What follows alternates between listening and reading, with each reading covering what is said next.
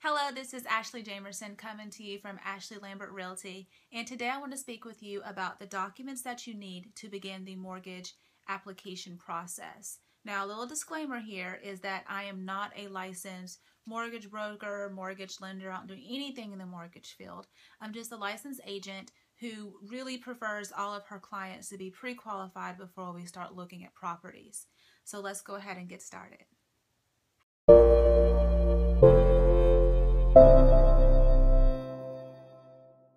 The first thing you're going to need is a social security card or the equivalent. And this is basically for them to be able to check your credit.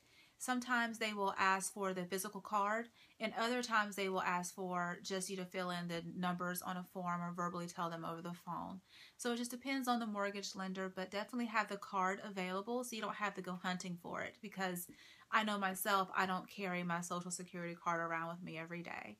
So go ahead and dig through your files and find the social security card of yourself and anyone else who will be on the loan application. So if that's husband and wife, wife and wife, husband, husband, father, son, just go ahead and have that ready, okay? The second thing you're going to need is a picture ID, again, of the people who are going to be on the actual loan application. This may seem like a duh item, but you will not believe how many people forget to bring their identification with them when it comes time to start the loan application process. So go ahead and get those copied, maybe enlarged on one sheet of paper, just so you can send it over with your file to the lender. And the name, of course, has to match the name on the social security card, and it has to be matching the same people who's going to be on the loan. So it's a duh item, but we'll get into more specific items shortly. Number 3 are your pay stubs for the last 30 days. And I'm going to say 30 days like this because if you're a school teacher, you get paid like once a month, then you may want to have your last 2 pay stubs. But if you get paid bi-weekly, then you'll need 30 days. So my personal rule of thumb is to have 2 pay stubs available for your mortgage lender.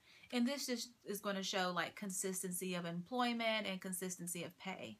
So if you have like a fluctuating paying, then they're going to want to know why. Like, why did you work 30 hours, then you worked 45? Are you supposed to work 40 and you were out? You know, stuff like that. They just want to know what your average pay is over a 30-day, 60-day period is. Number 4 and number 5 can sort of flip and flop. They will need your last 2 years of W-2s and or your last 2 years of your tax returns. They'll need your tax returns if you are self-employed, and your W-2s, of course, if you work for a company. Now, I know there are a lot of self-employed people out there who like to write off all of their income so they have a lower tax bill, but that totally affects how much money you will be approved for when it comes to purchasing your home. So please don't do that. If you are planning on buying a home, don't write off all of your income, because you will need to show that you actually make money. And if you write it down, all of it, and basically you only make like $4,000, they can't approve you for anything if you're only making like $4,000 a year or something like that. So definitely keep that in mind.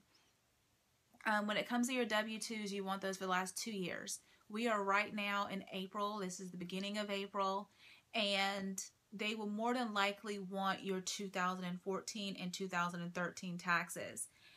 If we were like, you know, in January, they would probably take your 2012, 2013. Is that right? Yeah.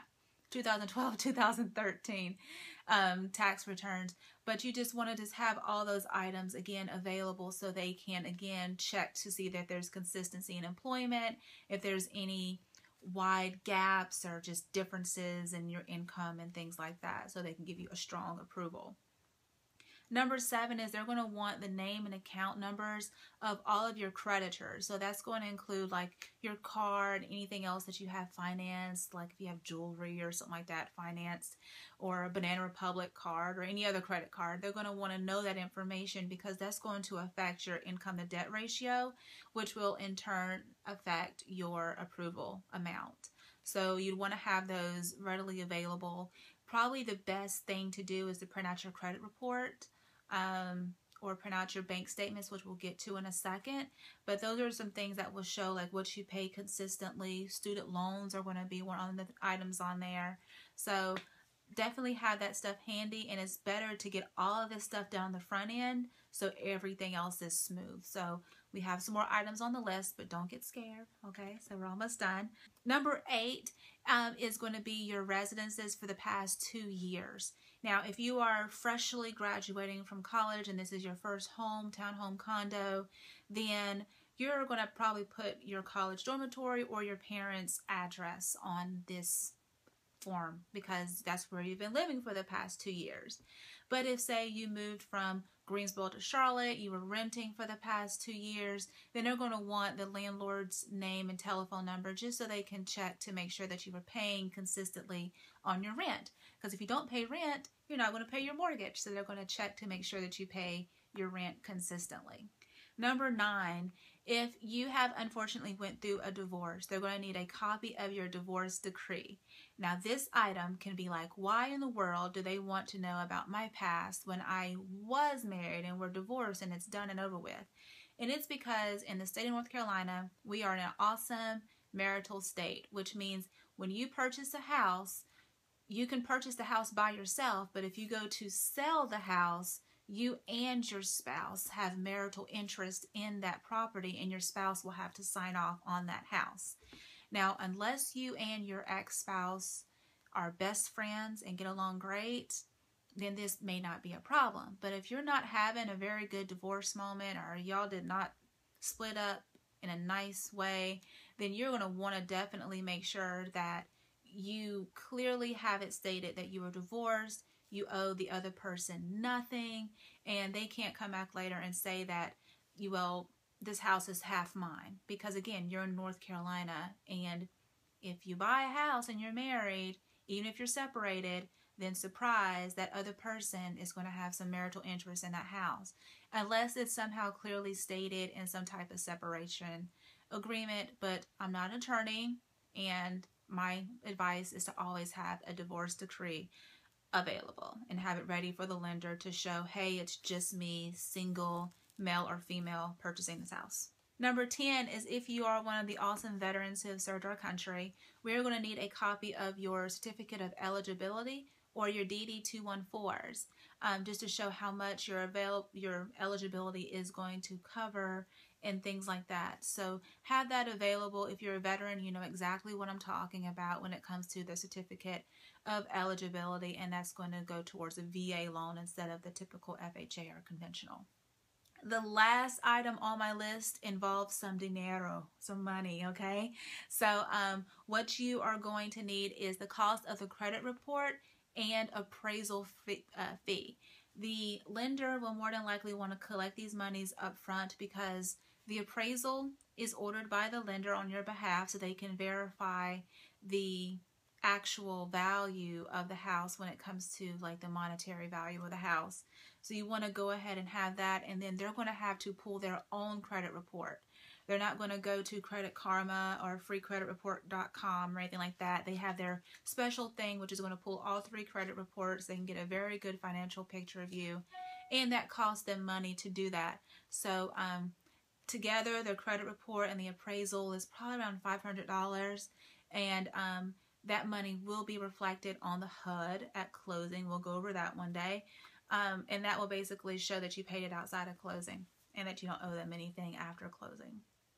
So I know that's a big long list of 11 items, and I'll be happy to go with you in person. And then when we talk, I will give you a copy of this list so you can take it home and start gathering these papers into a nice organized folder to give to the lender when you start your mortgage application. If you have any questions, comments, or concerns, email me hello@myagentashley.com or shoot me a text at 980-319-3664. And as always, if you are looking for your first house, your second house, or your third house, check out my website, www.charlottesbestrealestate.com. Talk to you soon. Bye. Stop. Don't click off yet. I just realized that I skipped number 6 on the list. I went from 5 to 7 and forgot number 6. Number 6 is going to be your bank statements for 2 months. And this is so important when it comes to tracking your debt to income and then tracking your spending habits and your savings habits by the lender to get your application and your approval process started. So when it comes to printing out your bank statements, a lot of the times there will be some blank pages or pages that seem very, very insignificant. And those pages are very, very important. They want to make sure that you're not hiding anything. So let's say your bank statement is 12 pages long and 10 of those pages look important, but maybe the second page and the 12th page are pretty much blank because that's like the end of the summary and then the end of the report. Those are important. You need 1 through 12, all 12 pages, again, because the lender basically wants to make sure that you're not hiding anything. You know, some people like to hide that big Louis Vuitton purchase.